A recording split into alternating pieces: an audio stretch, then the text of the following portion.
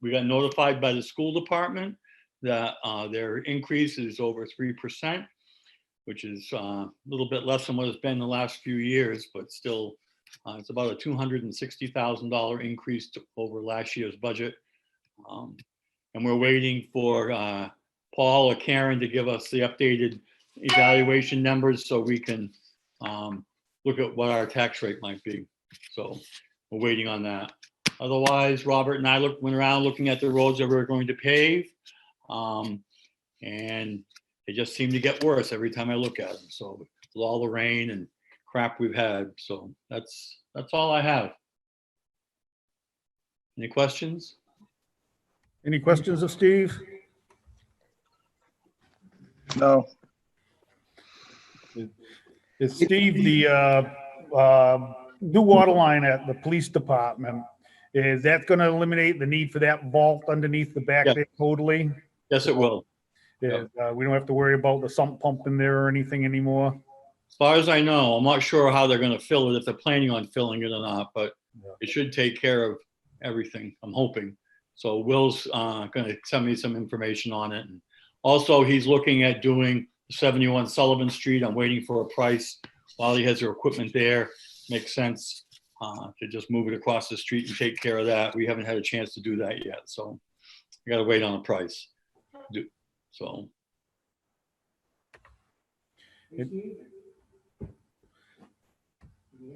You gotta unmute yourself, Mark.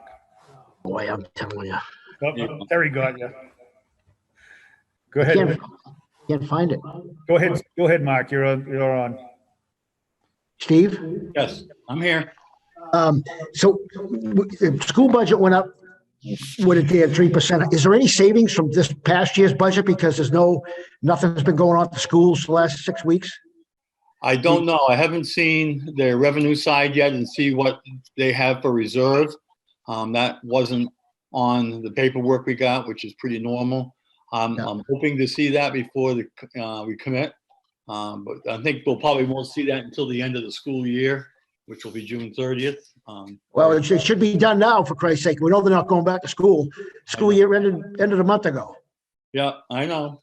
All right. Well, they have a new superintendent coming in. I understand that.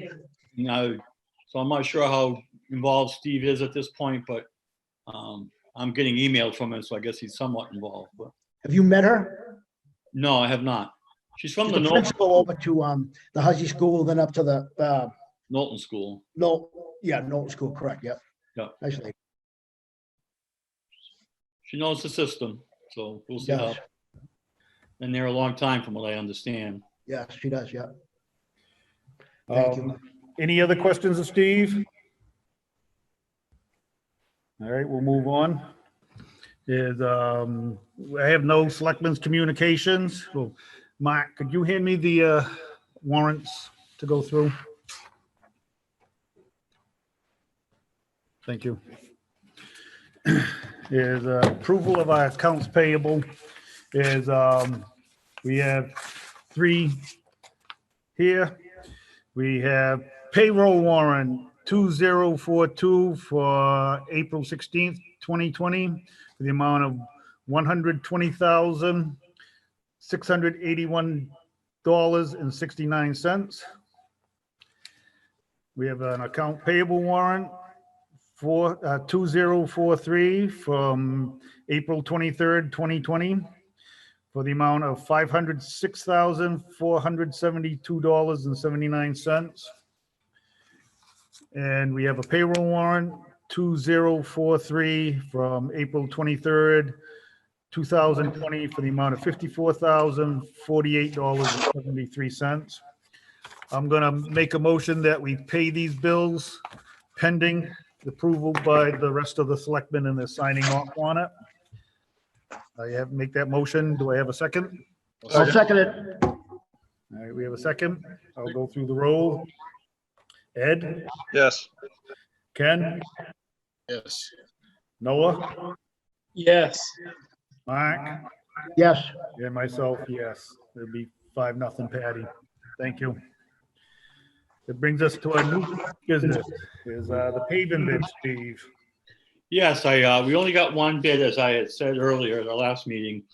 I talked with Libby Scott, and there was a mix-up in terms of what roads that we were, sections along Swamp and River Road. So we talked about that, and the price came down because we had the wrong footage in there. And it's within our budget, around 600,000. So, and that's, hopefully, we budgeted for 700,000. So we'll hopefully do just fine. So I recommend we award the bid to Libby Scott. Could you just go through the roads that are scheduled, Steve? Yeah, we have a section of from Willie Road up to Alley Pond Road of Long Swamp that we're going to reclaim. It's pretty bad. And then do a base on that. Same thing over on River Road. There's a section there. You probably all know where it is. It's before you get to Diamond Hill. The road is literally coming apart. We're going to shim and overlay the Pine Hills section just beyond where we ended last year, and it'll go all the way to Worcester Road. We're going to do a section of, we're going to do all of Cemetery Road, even though the chairman doesn't want that done. We're going to tear that up and rebuild it a bit and put a base layer down. And we're going to do the same thing on Cranberry Meadow Road. There's a section between Worcester Road and Cemetery Road that is really bad, and we're going to reclaim that, and that just about does it. If we have a little bit more, we might extend from on Long Swamp. There's a section that goes beyond Alley Pond where the pavement, the top layer is peeling off. It's Robert and I drove through there around that today. He's hoping he's going to get a price from them to see what it costs, maybe to just do a shim in that section to hold it in place so we can possibly shim and overlay next year. But those are the roads we're doing. Thank you, Steve. Do we have a motion to accept the paving bid? You're I welcome. motion. Bye. Second. We have a motion by Mark, a second by Ed. I'll go through the roll. Is Ed, Yes. Ken, Yes. Noah, Yes. Mark, Yes. and myself, yes. Thank you. Next item is new critical dates for the July 14th, 2020 election.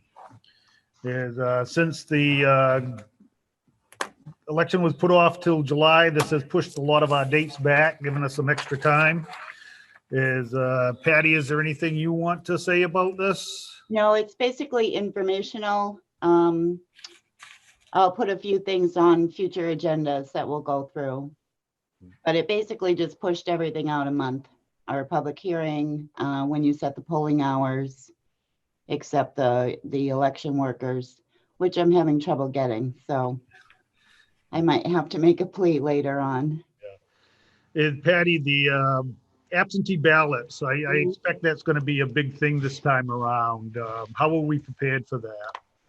We're good. The state is anticipating a 70% voter participation, so we'll have plenty of ballots.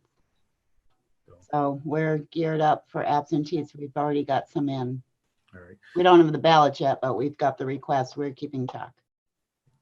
All right. Any questions of Patty or about the dates?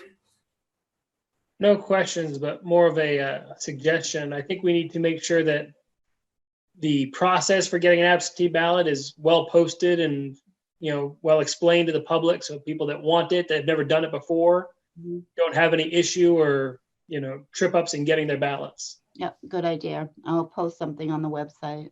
Yeah, Terry and I had talked about this already, about BCTV, putting out several things between now and the election to make sure that people get that information and know what they can do and how they can go about getting their ballots and getting them back in time.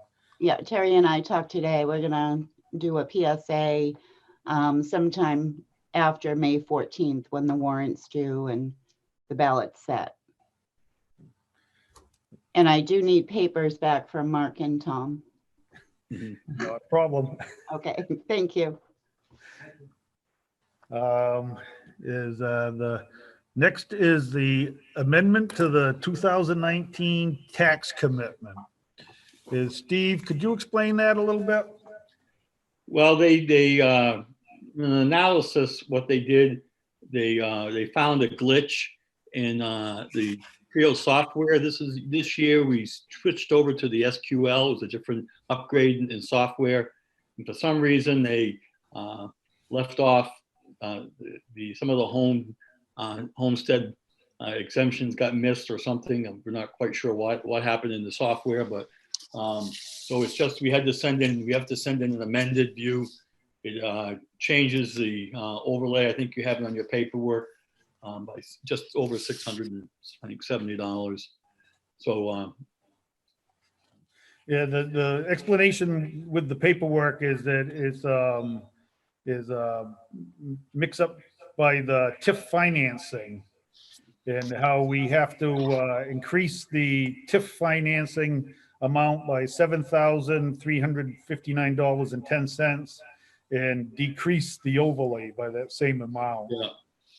So it's just a matter of that a few taxable properties were missed in the Homestead. TIF thing, right? Correct.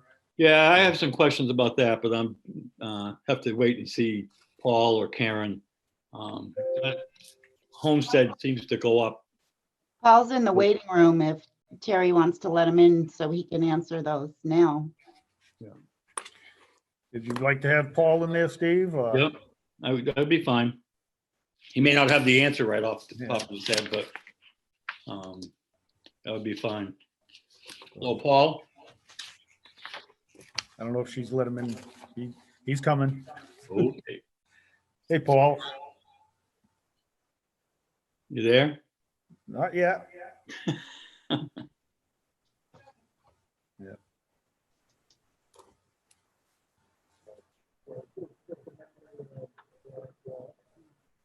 You there, Paul? There he is. I see his picture. Yep.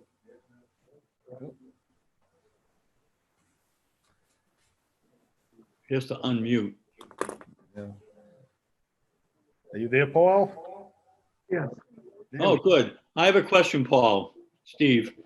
How can the TIF financing plan amount go up to 26,000 when last year it was just under 2,000?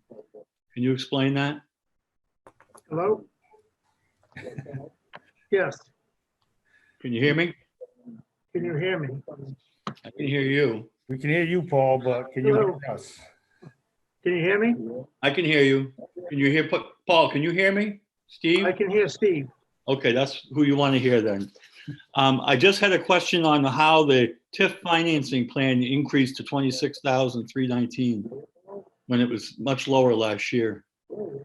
Yes, so what happened was, when the Maine Revenue Services did their audit, Mhm. they found that there was some negative taxable values that was, due to properties changing. Can you hear me? Yes, I can. I can.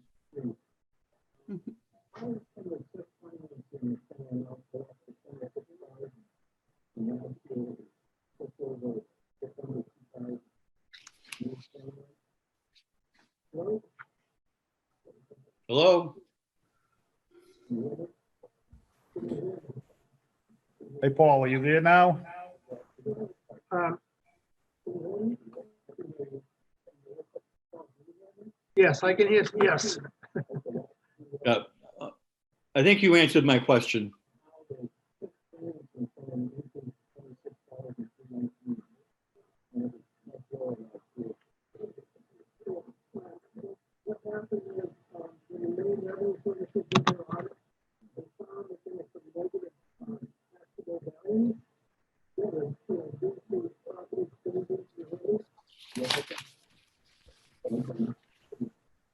We seem to be getting some background noise feeding through. I don't know where that's coming from.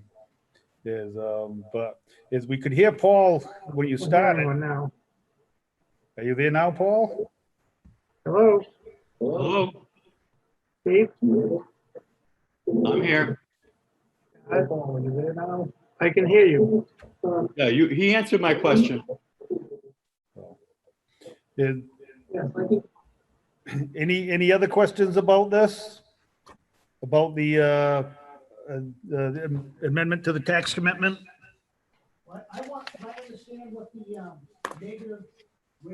Paul was talking about. Can you run that by me again? Can you hear me? Yes. Okay. There was some negative values in there. There can't be a negative value in the valuation. What would be negative value? A piece of property? Yes, because the property was, at one time, was in exempt status that went back to taxable status. Yeah. Created a negative value, which you can't have. So we had to put the value at 0. So therefore, there was more money that was added to the TIF financing. Okay. All right. Thank you. All right, any other questions of Paul? If not, I'll take a motion to accept it as presented. So moved. Do we have a second? We have a motion by Second. Ed and a second by Mark. I'll go through the roll. Is Ed, Yes. Ken, Yes. Noah, Yes. Mark, Yes. and myself, yes. There's 5, Patty. Thank you. We'll move right into our abatements. First one is 104 Knox Lane. It seems like a pretty straightforward. It was a piece of property that was changed hands and was taxed improperly, if I'm correct, right, Paul? Yes, it was taxed to the wrong owner. The deed wasn't recorded. It was actually sold in 2017, but the deed was not recorded until July 2nd of 2019. So unfortunately, we taxed the incorrect owner. So there's going to be an abatement to this person, Jamie Miller, and then there'll be a supplement later on for John Corliss to pick up the difference. So the amount that we're requesting is an abatement in an amount of $1,400.67. Move we accept the abatement as presented by the town assessor. I'll second it. We have a motion and a second. I'll go through the roll. Ed, Yes. Ken, Yes. Noah, Yes. Mark, Yes. and myself, yes. Okay, the second one is a 380 Portland Street, which is the Northeast Credit Union kiosk building. They applied for a Betty application, which was somehow lost in transition here. So we overassessed that property $77,707. So we recommend an abatement in the amount of $1,257.02. Move we accept the abatement application as recommended. Second. We have a motion and a second by Noah. I'll call the roll. Ed, Yes. Ken, Yes. Noah, Yes. Mark, Yes. and myself, yes. Thank you. The next one is 8 Allen Street, map U1, lot 36. Subject property is a 2-family unit built in 1920s, situated on a 0.124 acre lot located across from the Cumberland Farms. The owner purchased the property in March 29th of 2017 for $117,500. He has made some cosmetic improvements, and after the sale, cosmetic improvement after the sale. So the owner is requesting a reduction of $50,000 in the assessed value of $226,100 due to some structural damage resulting from a foundation wall that's bowing in excessively and the poor condition of the attached garage. We did do an interior and an exterior inspection of the property and found that what he was indicating was in fact true. The garage is in very poor condition. The wall is bowing in quite substantially. We're recommending an abatement of a reduction of $27,100 from $226,100 to $199,000 and an abatement in the amount of $475.06. I move we accept the abatement as recommended. We have a motion. Do we have a second? Second.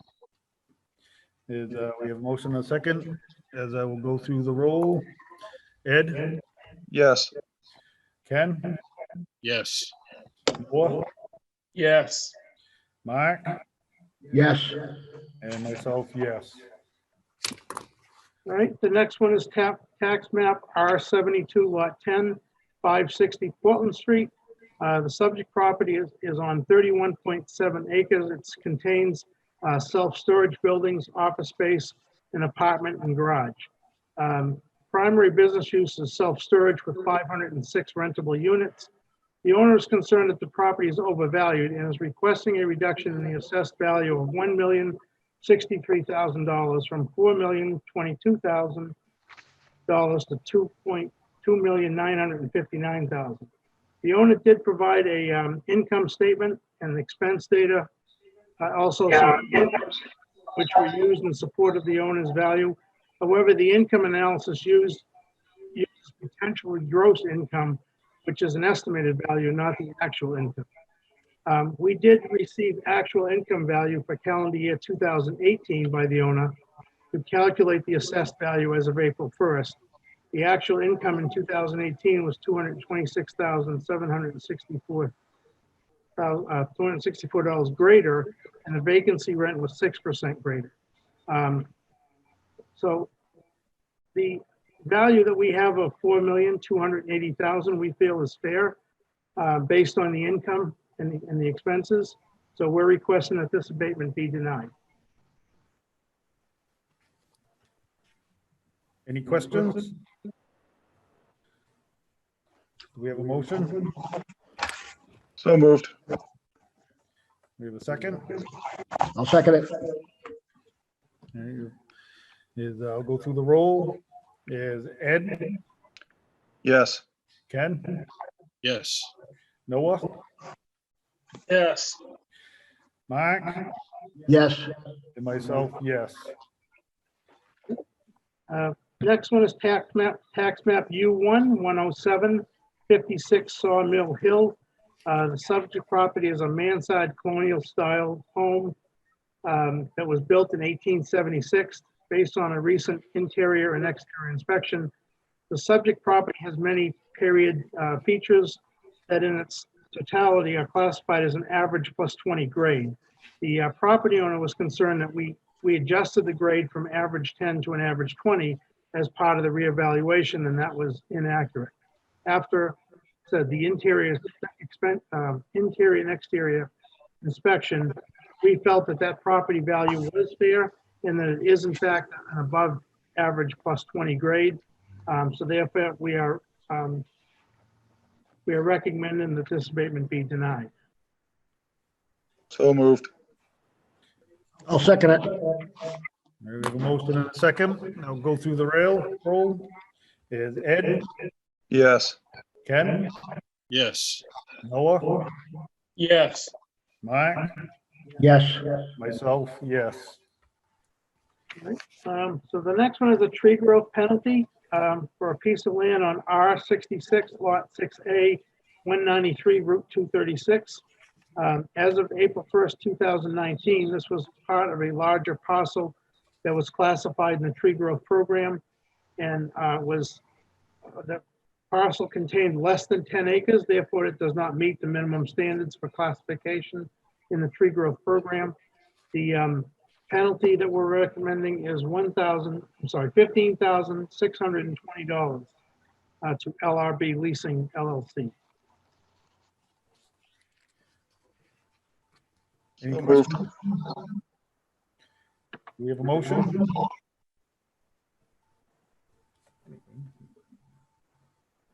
Second. Who made the motion? I did. Ed did. Okay, thank you. I'll go through the roll. Ed, Yes. Ken, Yes. Noah, Yes. Mark, Yes. and myself, yes. 5-0. All right, the next one is the supplement that we talked about on 104 Knox Lane, map 45, lot 38. This was, this is to allow us to tax John Corliss for not being taxed as he should have back in 2019. So this is just to replace the abatement that we granted earlier. So we're- moved. Yeah. We have a motion, we have a second. second, I'll go through the roll. Is Ed, Yes. Ken, yes, Noah, Yes. Mark, Yes. and myself, yes. Thank you, gentlemen. Thank you, Paul. Thank you, Paul. Have a Thanks, good night. Stay safe. You too. Yep, thank you. We have no public comment, second public comment. We have no executive session. Does anybody have any other business they wish to discuss? I would like to just remind the public about the 2020 census. Maine is lagging behind the other 49 states. And it's very important that people do the census because that determines how much federal money we might be eligible for. So just a reminder, please, it's real easy to do online. So, All right, Mine online too. thank you, everybody. Hey, one second. Just want to throw out there, do we have any concerns about our upcoming budget for next year, considering all the circumstances that have, yeah, we have a that we're lot. presented with? Do we need to have another discussion? I mean, I know we've already done all this. I'm concerned about next year and how it's going to impact us overall. Well, we had a lot of the capital things. Some of them are being taken out of the undesignated fund balance that we have available after we have 12.5%. Sure. The expense side that we're appropriating is more to do with the increase of adding the principal and interest from the fire station and the other bonds we have. So that's what's driving some of that. But Tom and I've had several conversations about it. We can run it through its normal referendum, but just because it says we can spend it doesn't mean we have to on the surplus. Sure. Yeah. I just want to keep that in the forefront of our minds as we move forward. I know you guys have, and I'm sure that's been a discussion, but I'm sure we'll have to discuss it more as time progresses. Yeah. But I just want to make sure that we're all on the same page and moving forward cautiously. Once we get the valuation numbers from Karen and Paul, which Lisa Vargas has been waiting on, we have all the expense and revenue sides. We can give it a better idea of what the tax rate is probably going to look like.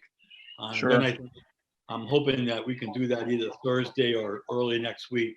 So at our next meeting, we can have that discussion if necessary. Okay.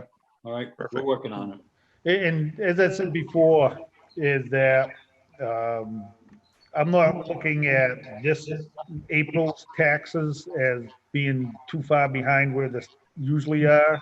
The challenge is going to be in the fall. Sure. A lot of it's going to depend on what happens over the summertime.